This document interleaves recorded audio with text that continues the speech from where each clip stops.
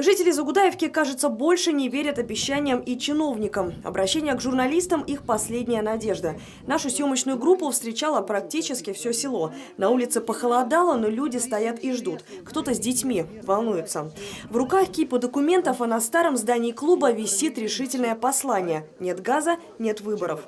Без газопровода в Загудаевке живут с момента основания села. Из ответов областного министра промышленности Вавилина следует, что работа по программе газификации здесь стартовала в 2014-м. На газопровод чуть более 6 километров требовалось около 10 миллионов рублей и еще 5 миллионов на проектно-сметную документацию. Все работы должны были завершиться в 2017 году. Судя по всему, в этом селе время остановилось, газа нет.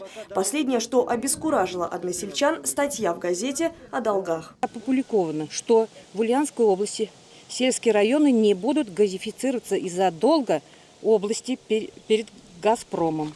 Возникает у нас вопрос, что делать, как быть нам, жителям села? Село готово к поставке газа в дома. Тут, как гром среди ясного неба, такая новость. Мы требуем пустить нам газ, несмотря ни на какие ваши долги. Нас это не касается, мы оплатили все договора. Все готово к пуску. Кто-то отдал 70 тысяч, кто-то больше 100. Кому-то пришлось распродать весь скот, залезть в долги или взять кредит. Теперь даже на дрова или уголь денег нет.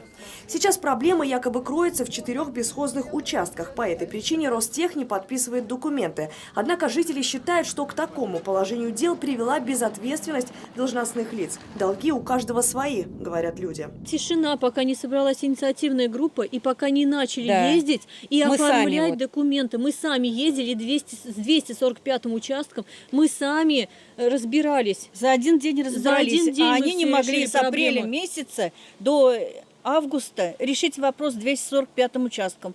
Если там осталось 4 участка, посчитайте, сколько нужно с апреля по август. Посчитайте 4 участка, умножьте на 4 месяца. Это еще нам 1,5 года ждать. Газ до выборов. До выборов газ нам включат, мы придем все на выборы.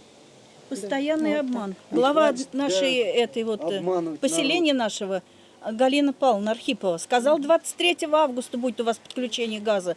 Но это вранье. Социальные вопросы словно катализатор. Их наличие и острота способны на кардинальные изменения ситуации. От любви до ненависти, от понимания до отрицания. Сейчас жители подавлены. Жили без природного газа 30 лет, так и будут жить. В Загудаевке нет детского сада, теперь закрыты школы и больница. Подрядчики бросили ремонтировать местный памятник. Дорога, которая должна быть школьным маршрутом, в соседнее село тоже отсутствует. Забвение и пустота. Ощущение такое, что сил у местной поселковой, а возможно и районной администрации нет и не было. А как же курс на улучшение социально-бытовых условий, комфорт и благоустройство территории? Уже год, больше года, уже 1,5 года маршрутки вообще нет.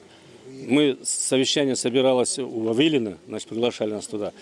Там, значит, те пообещали дорогу поправить, но это они ее не поправят так, чтобы она, значит, соответствовала, так, чтобы удовлетворяла маршрутчиков. Это надо асфальт ложить. Ко всему прочему, нет и попыток к диалогу. Журналистам, а не своим односельчанам, староста села Алексей Трошин объяснил, что памятник не достраивают из-за ожидания результатов прокурорской проверки. На территории зарегистрирован ТОС, который пока не может сотрудничать с администрацией, а деньги находятся у последней. Разве трудно это рассказать своим соседям и успокоить их? Вопрос риторический. И еще из обещаний. Дорогу хотели сделать к началу учебного года. В планах на 2019 построить ФАП. Но в Загудаевке уже не особо верят. Слова как ветер. Развеивают остатки доверия. Вернуть его труднее, чем заработать.